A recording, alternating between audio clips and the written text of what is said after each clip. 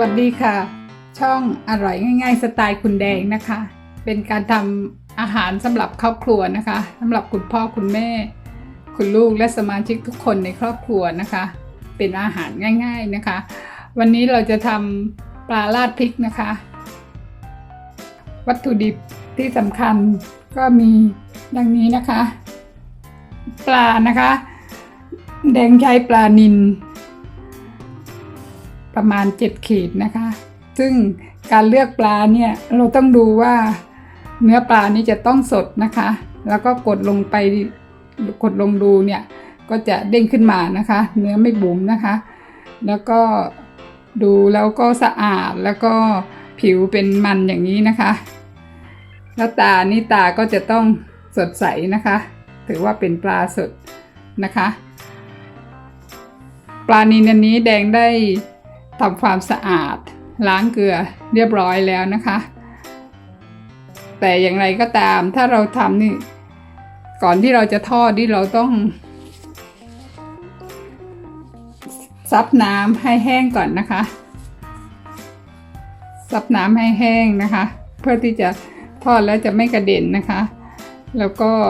จะทอดง่ายด้วยนะคะทางด้านหลังด้วยด้านหลังก็ต้องซับให้แห้งนะคะ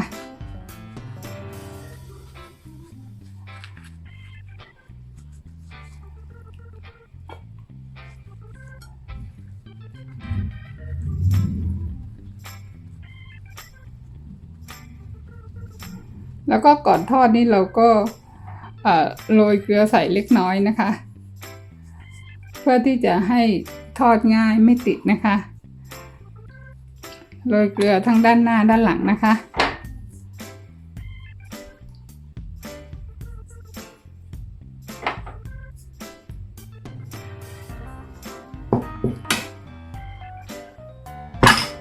วัตถุดิบต่อไปนะคะก็จะเป็นกระเทียมนะคะอันนี้แดงใช้กระเทียมจีนนะคะ50 กรัมนะคะแล้วก็พริกแดงจินดา50 กรัมนะคะพริกแดงจินดาแล้วก็ผักชีนี่จะใช้ทั้งส่วนของต้นผักชีแล้วก็รากผักชีแล้วของตกแต่งก็จะใช้ใบเคลนะคะใบเคลซึ่งแดงปลูกเองไว้ที่บ้านมันเป็นเคลที่ปลูกแบบอินทรีนะคะก็เอามาตกแต่งแล้วก็พริกแดง1 เม็ดนะคะสำหรับเครื่องปรุงเราก็จะมีไม่กี่อย่างนะคะก็จะมีแค่น้ำตาลแดงใช้น้ำตาลมะพร้าวนะคะแล้วก็น้ำมะขามเปียกแล้วก็น้ำปลานะคะค่ะเราไปทำกันเลยค่ะตั้งน้ำมันให้ร้อนก่อนนะคะวิธีสังเกตเพื่อนๆก็ดูว่าจะมีฟองขึ้นมาเล็กๆนะคะเทคนิคของการทอดปลาไม่ให้ติดกระทะนะคะก็โรยเกลือลงในน้ำมันนิดหน่อยนะคะใส่เกลือลงไปนิดหน่อยนะคะเพราะว่าแดงจะไม่ใช้น้ำมันเยอะนะคะเสียดายน้ำมันก็เลยใช้พอประมาณนะคะแล้วก็พยายามที่จะให้กระทะร้อนทั่วถึงนะคะ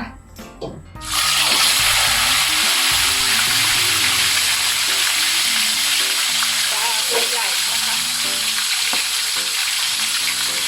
วิธีทอดไม่ให้ติดกระทะนะคะถ้าปลาตัวใหญ่แล้วเราใส่น้ำมันไม่เยอะนะคะเราต้องให้น้ำมันมาอยู่ที่หัวปลาแล้วก็หั่นปลาให้มากที่สุดนะคะ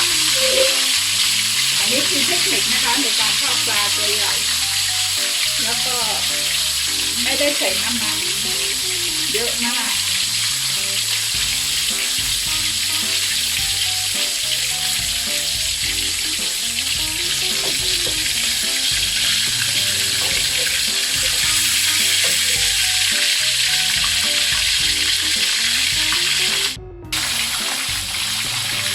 หลังจากทอด ไปได้ประมาณ5 นาทีนะคะแล้วก็พริกปลานะคะเพื่อนๆปลาสวยมากเลยค่ะสีสันสวยงามน่ารับประทานนะคะทอดกำลังดีแล้วก็สุกแล้วสำหรับอีกด้านหนึ่งนี่ไม่ต้องใช้เวลามากนะคะเพราะว่าเราได้บ้างแล้วก็สุกได้ที่แล้วนะคะสุกไปครึ่งหนึ่งแล้วก็ไม่ต้องใช้เวลามากตามที่แดงบอกนะคะเราจะต้องทอดที่หัวปลาและหางปลาให้น้ำมันเยอะอยู่ที่หัวปลาและหางปลาตลอดนะคะจะทำให้เราทอดโดยไม่ต้องใช้น้ำมันเยอะค่ะ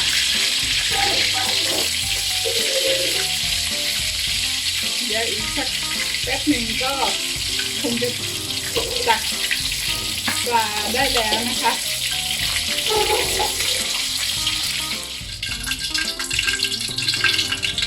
ปลาของเราก็ทอดได้ที่แล้วนะคะเพื่อน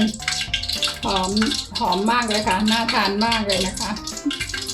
เดี๋ยวเราก็ไปทำน้ำเครื่องปรุงกันดีกว่านะคะในส่วนของน้ำราดนะคะแดงใช้วิธีการปั่นพริกแดงจินดากระเทียมแล้วก็รากผักชีนะคะเพื่อนๆสีสันสวยงามมากเลยนะคะอันนี้ปั่นเสร็จเรียบร้อยแล้วเดี๋ยวจะไปทำน้ำราดค่ะเปิดแก๊สเลยนะคะแล้วก็น้ำมันเนี่ยเราแบ่งไว้นิดหนึ่งนะคะสำหรับเอามาผัดเครื่องปรุงให้หอมนะคะแล้วก็ใส่เครื่องปรุงไปเลยนะคะ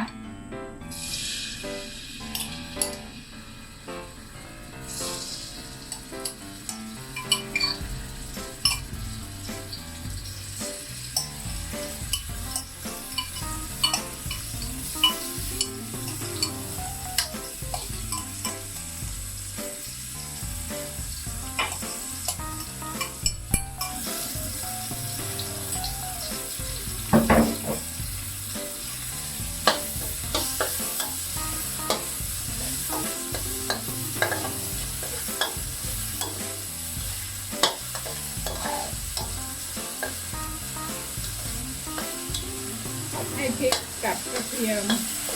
หอมเลยนะคะอันนี้เราไม่ต้องเปิดไฟแรงนะคะเปิดไฟปานกลาง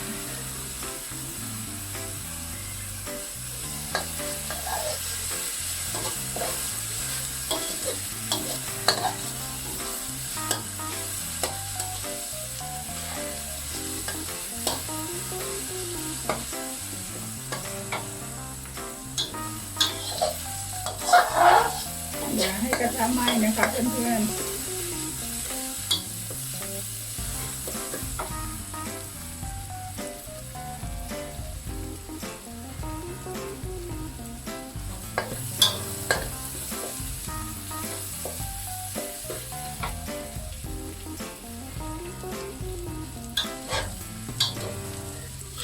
พริกกระเทียมเริ่มหอมแล้วนะคะเราก็จะเติมเครื่องปรุงนะคะก็จะมีน้ำมะขามเปียก4 ช้อนโต๊ะนะคะแล้วก็น้ำปลา5 ช้อนนะคะ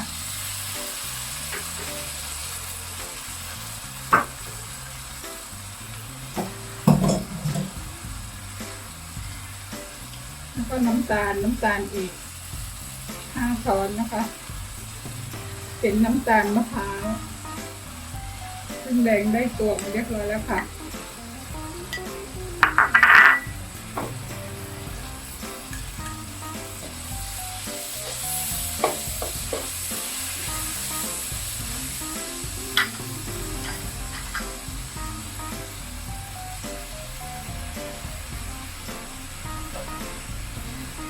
เติมน้ำเล็กน้อยนะคะ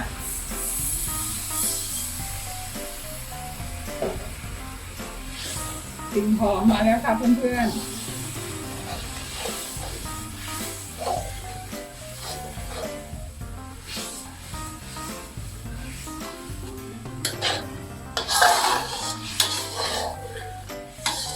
เคี่ยวนิดหนึ่งนะคะให้เข้มข้นนิดหนึ่งค่ะ หลังจากเราเคี่ยวมาได้ประมาณ2 นาทีนะคะ ก็ได้ที่แล้ว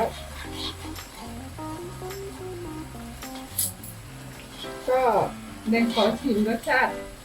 นิดหนึ่งนะคะว่ารสชาติเป็นยังไงบ้าง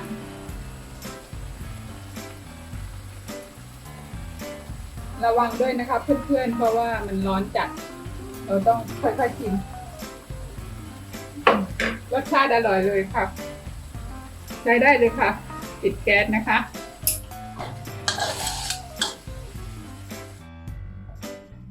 แดงจัดจานเสร็จเรียบร้อยแล้วนะคะกลิ่นหอมหิวข้าวเลยนะคะเพื่อนสามารถที่จะไปทำเองที่บ้านได้ทำง่ายๆนะคะแล้วก็ทำกินกันในครอบครัวขอบคุณทุกๆคนนะคะที่ติดตามรับชมถ้าชอบก็กดไลค์กดแชร์กดติดตามแดงด้วยนะคะ